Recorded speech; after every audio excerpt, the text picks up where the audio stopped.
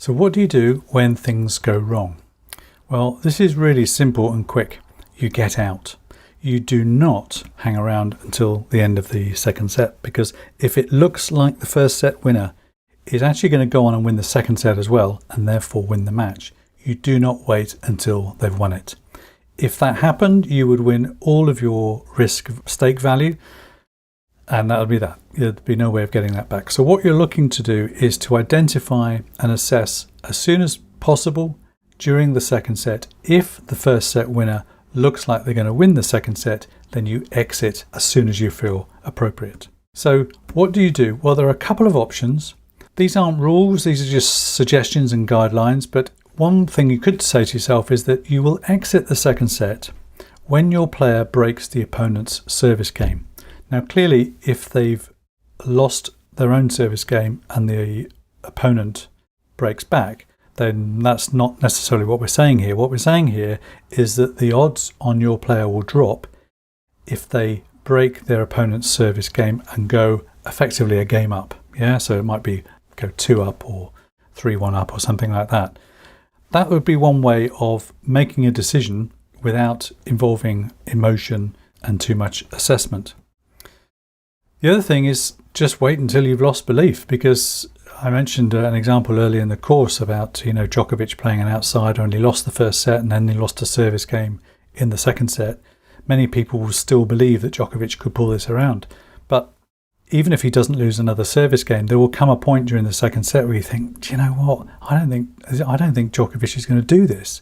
And it's when that happens, when you lose your belief, that you need to exit that trade.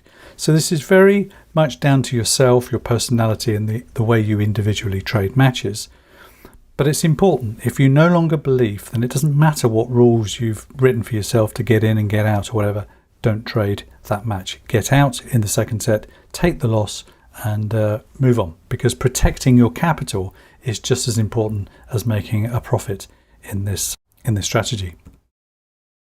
Most important, you can't always do this, but try to lose no more than 50% of your expected profit. So when you enter your trade at whatever price you get, you've got some idea of where the odds will go. Typically, they might go back to somewhere around the start of the match, and you can calculate what potential profit you could make. Half of that, as a minus figure, is what you should be targeting for a loss. Now, as I say, sometimes it just doesn't work out that way.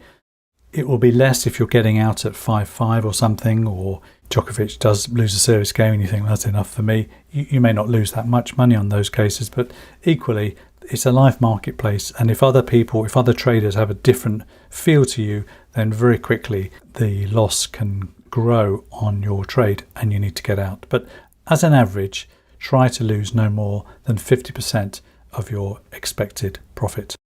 Here's an example of a trade going wrong. So in this instance, we've got the underdog in red and the favourite in green. And the underdog starting price is 3.35. And they stormed it 6-love. And their odds dropped to 1.3.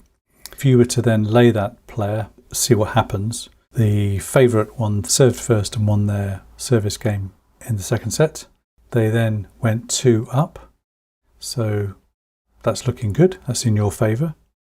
Then the underdog came back to 2-1 on their service game, and they broke the favourite to come back to 2-all.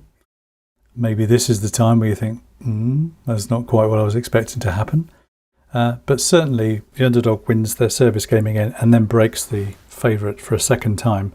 Their odds now have gone down to 1.8, considering that you got in somewhere around about 1.31, 1.34, something like that. On a £100 trade, you'd be looking at about a £14 loss, something like that. That is the ideal time to get out, because in this instance, they did actually go on and win the thing, and you lost 34 quid or so, whatever, if you put a £100 trade at that price. But even if the favourite came back and they won the second set, there's no point in beating yourself up about it, because logically that is the right thing to do. To get out of it here or wait until here would be a sensible way of exiting that trade. So that's it. Exiting a trade is really simple, straightforward and quick. Basically, if you lose belief in the first set winner losing the second set, then you should get out and take the loss and move on to the next trade. Speaking of which, in the next lesson, we'll look at what happens if it's 1 set all. Should you hang around and trade the third set? Let's have a look at that.